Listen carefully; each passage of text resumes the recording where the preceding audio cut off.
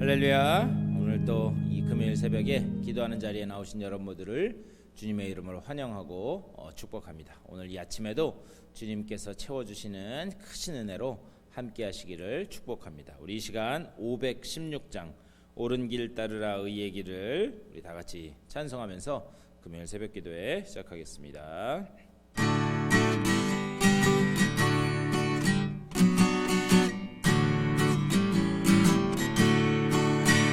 옳은 길 따르라 의의 길을 세계 만민이 참된 길, 이 길 따라서 살 길을 온 세계에 전하세. 만 백성이 따갈 길, 어두운 밤 지나고 동튼다. 환한 빛 보아라 저 빛, 주 예수의 나라 이 땅에 곧 오겠네 오겠네. 주 예수 따르라 승리의 주, 세계 만민이 나갈 길과 진리요 참 생명, 내 창검을 부수고 다 따르라 화평왕. 어두운 밤 지나고 동튼다. 환한 빛 보아라 저 빛, 주 예수의 나라 이 땅에 곧 오겠네 오겠네. 놀라운 이 소식 알리어라, 세계 만민을 구하려 내 주 예수를 보내신 참 사랑의 하나님. 만 백성이 따를 길, 어두운 밤 지나고 동튼다. 환한 빛 보아라 저 빛, 주 예수의 나라 이 땅에 곧 오겠네 오겠네. 고난 길에 지고 찾아온 길, 많은 백성을 구한 길, 모두 나와서 믿으면 온 세상이 마침내 이 진리에 살겠네. 어두운 밤 지나고 동튼다. 환한 빛 보아라 저 빛, 주 예수의 나라 이 땅에 곧 오겠네 오겠네. 다시 기도하겠습니다. 주님의 은혜를 감사드립니다. 우리들에게 또 귀한 날 허락하여 주시고 첫 시간을 말씀과 기도로 주님 안에서 시작하게 하시니 감사를 드립니다. 우리의 삶이 늘 주님을 향하여 열렸기를 원하오니 주여 우리들의 심령을 성령의 권능의 손으로 붙들어 주시고 주님을 향하여 설 수 있도록 우리들의 삶을 이끌어 주시옵소서. 늘 주의 음성에 귀 기울이게 하여 주시고 그 음성에 주님의 말씀에 순종하며 나가는 순종의 백성들로 설 수 있도록 또한 붙잡아 주시옵소서. 언약의 말씀이 우리 가운데 있음을 기억해 하여 주시고 그 언약의 말씀의 성취를 보며 주님을 찬양하고 주님 앞에 영광 올려드리는 삶이 될 수 있도록 주여 붙잡아 주시옵소서. 오늘 이 아침에도 주님의 말씀을 나눌 때에 듣는 귀, 깨닫는 마음, 또한 그대로 살아갈 수 있는 믿음 허락하여 주시고 이 말씀 붙들고 승리하는 귀한 날 될 수 있도록 복 내려 주시옵소서. 감사하고 우리 주 예수 그리스도의 이름으로 간절히 기도드리옵나이다. 아멘. 우리 다 같이 하나님의 말씀 보시겠습니다.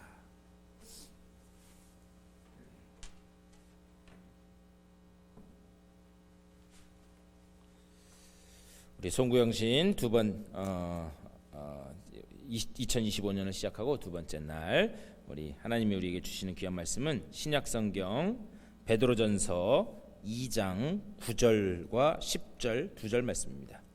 베드로전서 2장 9절과 10절의 말씀, 우리 두 절밖에 안 되니까 화면을 보시면서 다 같이 한 목소리로 받들어 읽겠습니다. 시작. 그러나 너희는 택하신 족속이요 왕 같은 제사장들이요 거룩한 나라요 그의 소유가 된 백성이니 이는 너희를 어두운 데서 불러내어 그의 기이한 빛에 들어가게 하신 이의 아름다운 덕을 선포하게 하려 하심이라. 너희가 전에는 백성이 아니더니 이제는 하나님의 백성이요 전에는 긍휼을 얻지 못하였더니 이제는 긍휼을 얻은 자니라. 아멘. 오늘 이 말씀 가지고 또 말씀 나누도록 하겠습니다. 우리 어제 말씀을 통해서 2025년도 우리들의 삶의 토대를 우리가 어디에다가 놓아야 할 것인가, 그것을 말씀 나눴습니다. 그것은 무엇인가? 바로 하나님의 은혜다 말씀드렸어요. 하나님의 은혜. 특별히 로마서 3장 23절과 24절에서 이렇게 말씀합니다. 모든 사람이 죄를 범하였음에 하나님의 영광에 이르지 못하더니 그리스도 예수 안에 있는 속량으로 말미암아 하나님의 은혜로 값없이 의롭다 하심을 얻은 자 되었느니라. 이렇게 말씀해요. 여기서 값없이 의롭다 하심을 얻었다, 이 말은 뭐냐? 구원이 우리에게 선물로 주어졌다라고 하는 말씀이에요. 구원이 선물로 우리들에게 주어졌다.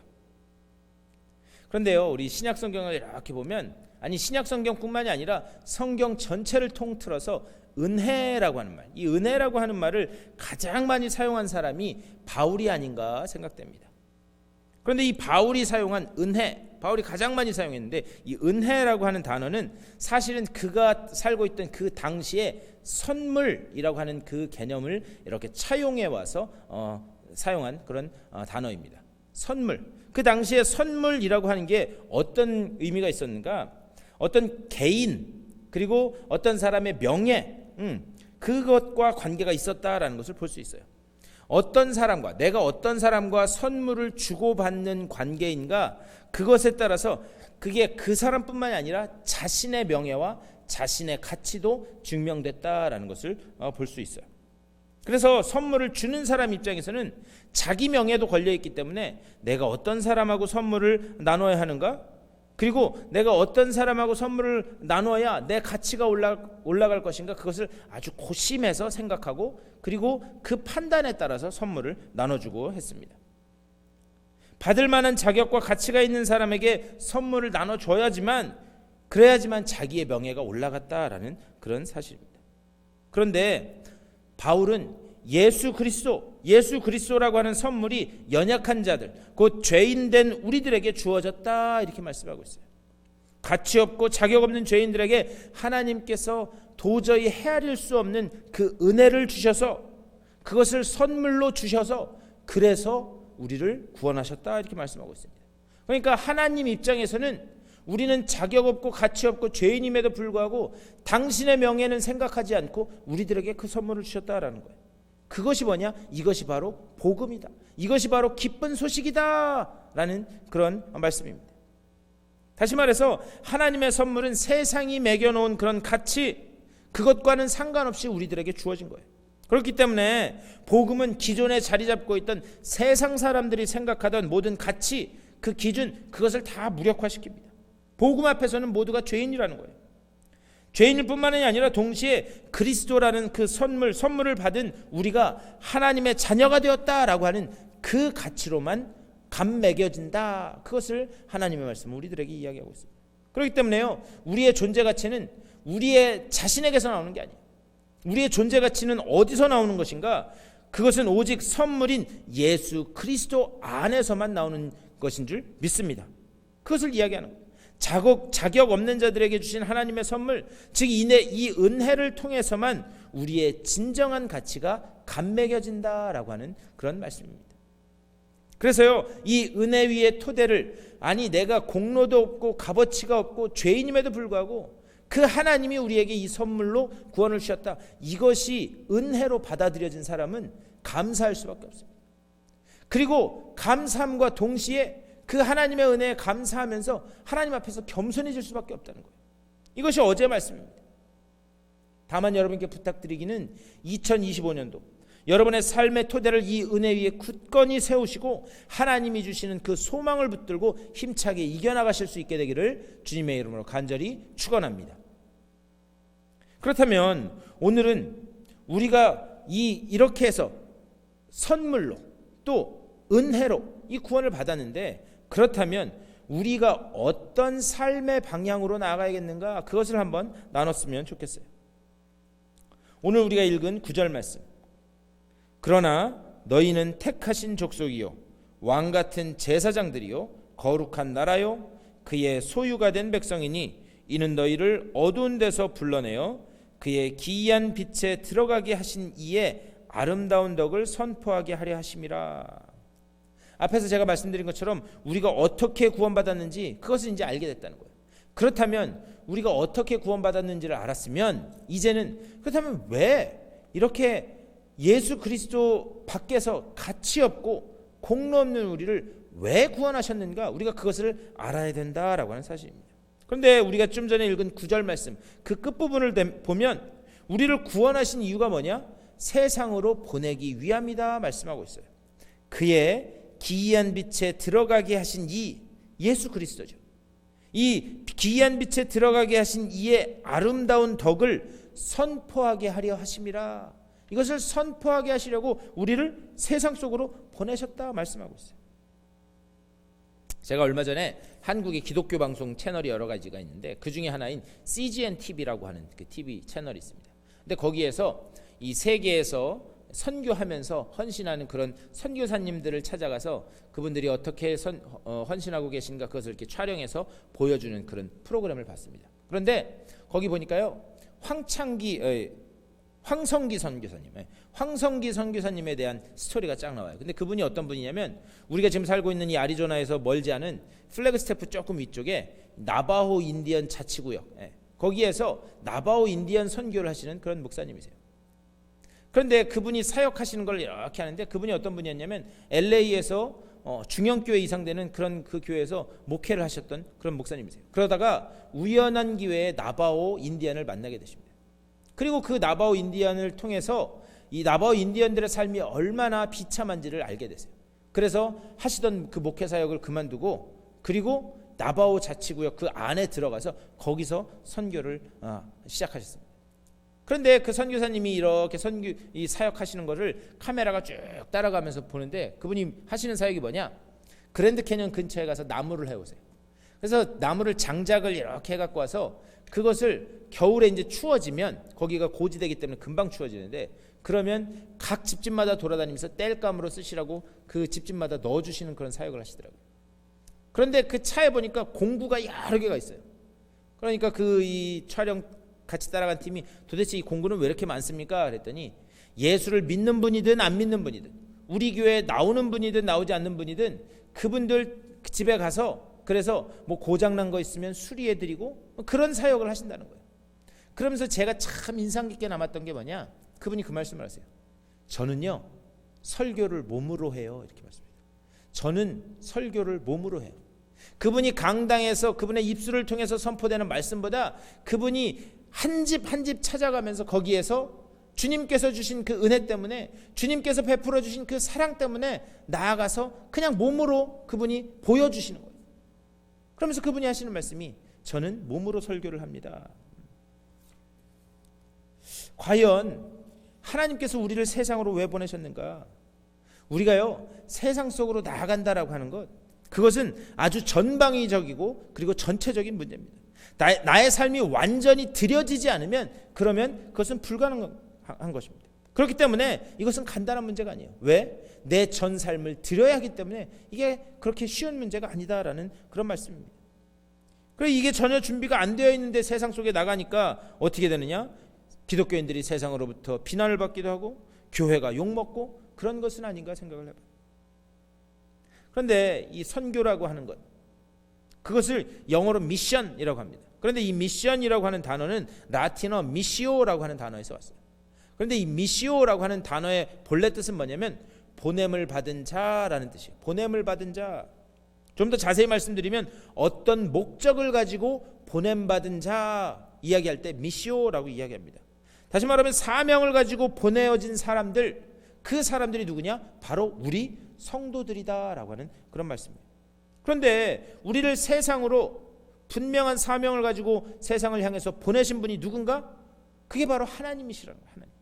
하나님이 우리를 보내셨다는 거예요. 그렇다면 여기서 중요한 건 뭐냐? 우리를 보내신 하나님이 누구신지를 알아야, 그래야 그분이 어떤 분인지를 알아야 그분에 대해서 증거도 하고 그분이 명령하시는 것을 우리가 이 세상에서 퍼뜨리면서 살 수 있습니다.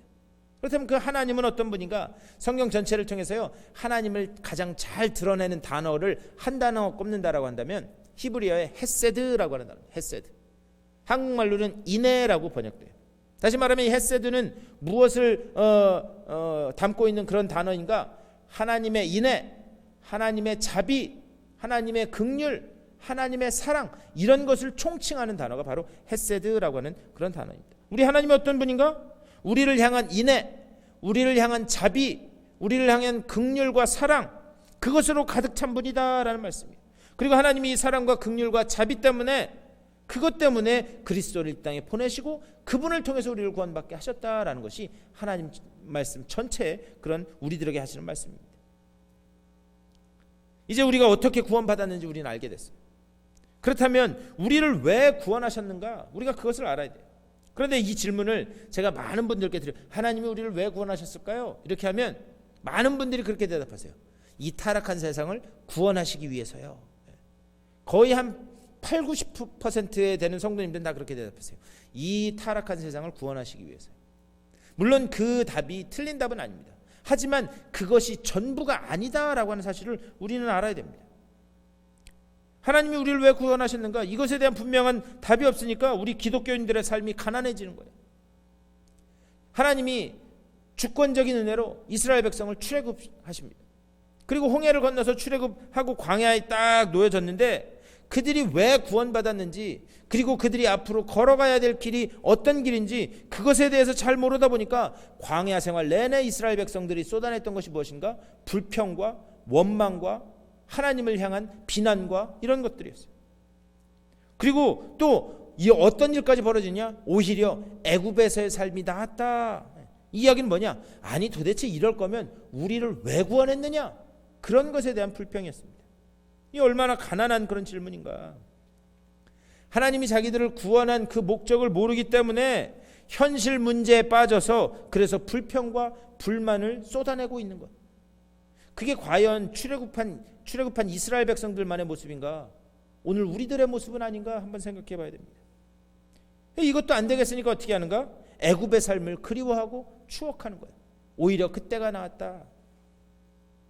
하지만 하나님이 당신의 백성을 구원해내신 것은 죽었던 영혼을 살려내기 위해서, 그것만 위해서 하신 게 아니라는 거예요. 더 깊은 뜻이 있다는 사실입니다. 뭐냐? 하나님이 인간을 만드실 때요, 다른 피조물들과는 다르게 우리 인간에게만 부여한 것이 있어요. 그게 뭐냐? 하나님의 형상입니다. 하나님의 형상은 오직 인간에게만 부여된 거예요. 그렇다면 왜 하나님께서 당신의 형상을, 우리를 창조하실 때 우리에게 부여하셨는가? 그것은 기꺼이 우리들을 신의 성품에 참여하게 하셔서, 그래서 신의 성품에 참여해서 하나님과 계속해서 교제하는 관계로 만들기 위해서 우리들에게 하나님의 형상을 부여하셨다라고 하는 것입니다. 근데 문제는 뭐냐? 우리가 인간 가운데 죄악이 들어오고 그 죄악으로 인해서 하나님의 형상이 다 망가지고 흉폭해지게 된 거예요. 그렇기 때문에 예수 그리스도가 이 땅에 오신 겁니다. 이 하나님의 형상을 다시 회복시키시고 우리를 다시 살리시기 위해서, 잃어버렸던 그 신의 형상을 다시 회복하기 위해서 예수 그리스도가 오셨다는 거예요. 근데 이것을 빌립보서 2장 6절에서 뭐라고 이야기하는가? 그는 근본 하나님의 본체시나 하나님과 동등됨을 취할 것으로 여기지 아니하시고, 이렇게 말씀해요.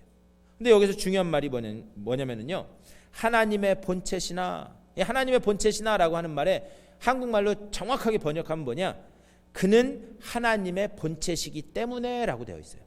자, 그는 하나님의 본체시나 라고 하는 말하고 그는 하나님의 본체시기 때문에 라는 말하고 한국말로 얼핏 들으면 별 차이가 없는 것 같습니다. 그런데 깊이 묵상해 보면 거기에는 엄청난 차이가 있는 것을 알 수가 있습니다. 하나님의 본체시나, 이 말은 그냥 막연하게 내가 원래는 하나님과 동급인데 내가 기꺼이 너희들을 구원하기 위해서 육신의 몸을 입고 이 땅에 내려와서 그래서 너희를 구원했다. 우리가 그렇게 이해할 수 있습니다. 그런데 그게 아니라 하나님의 본체이시기 때문에, 이 말은 뭐냐면요, 하나님이 우리 아버지이시기 때문에 가능했다라고 하는 그런 말씀입니다. 좀 더 자세히 말씀드리면 무슨 얘기냐? 하나님이 우리의 아버지이시기 때문에 이 모든 일이 가능했다라는 그런 말씀이에요.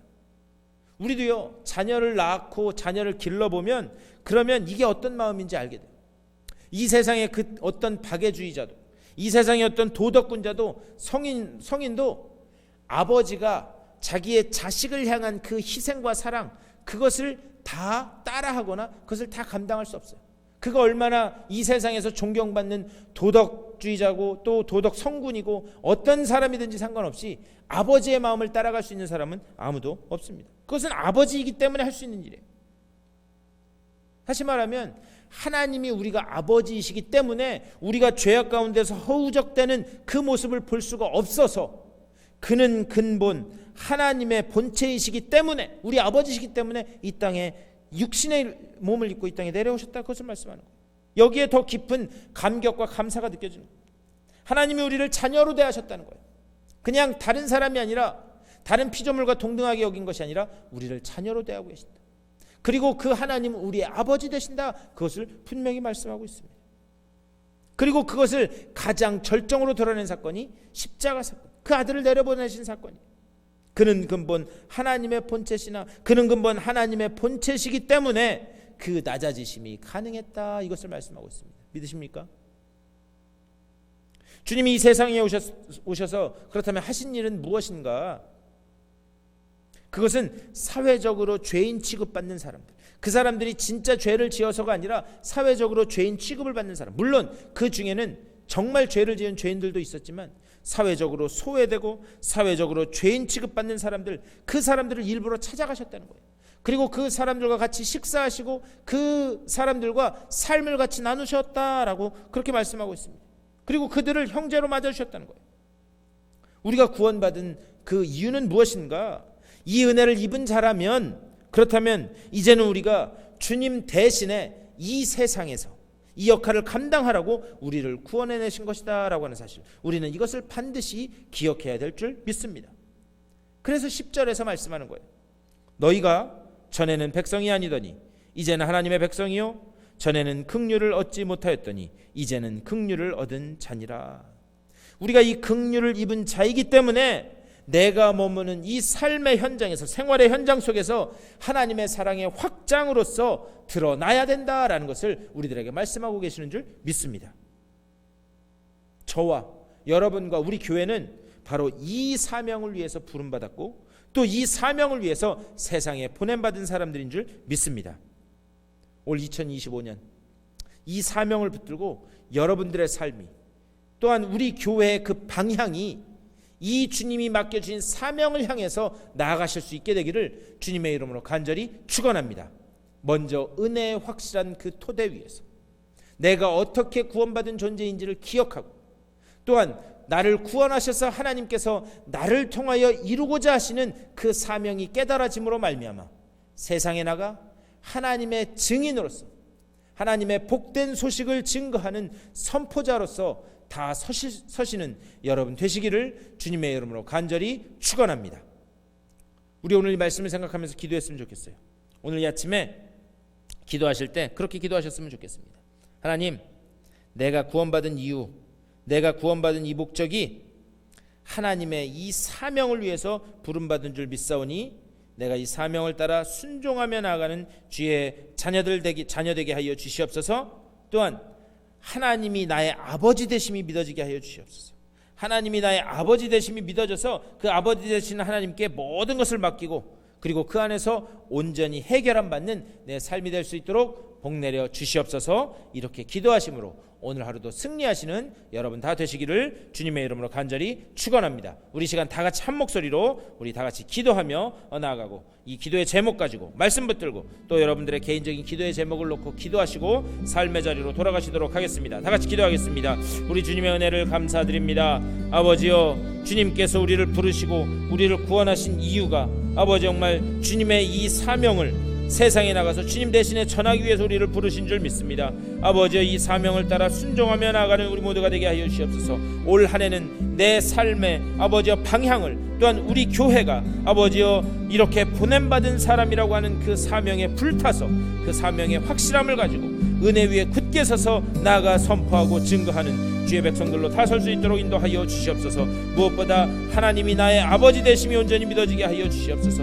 하나님이 나의 아버지 되어주시고 그 아버지 되셔서 우리를 아들을 보내시기까지 사랑하신 그 사랑을 깨닫고 아버지 정말 그 사랑 안에서 거하는 우리 모두가 될 수 있도록 주여 붙잡아 주시옵소서. 그 아버지 되시는 하나님께 우리의 모든 것을 맡기고 그리고 온전히 그 아버지께 온전히 해결함 받는, 아버지께서 주시는 것만 받아 먹는 그런 주의 온전한 자녀들로 다 설 수 있도록 주여 붙잡아 주시옵소서. 오늘 아침에도 기도로 시작한 주님의 귀한 백성들 그 삶의 자리에 주님 찾아가 주시고 하나님께서 동행하시고 하나님께서 붙들어 주시고 하나님께서 인도하여 주시사 오늘 하루의 삶을 통하여 주님의 영광만 드러나게 하여 주시고 하나님의 그 역사하심의 손길을 바라보며 언약의 성취를 바라보며 주님을 찬양하는 복되는 날 될 수 있도록 인도하여 주시옵소서. 지혜로 능력으로 주님 위로하심으로 채워주시고 새 힘을 살아갈 수 있는 주여 은혜 위에 은혜를 더하여 주시옵소서. 주의 권능으로 주님 채워주시옵소서.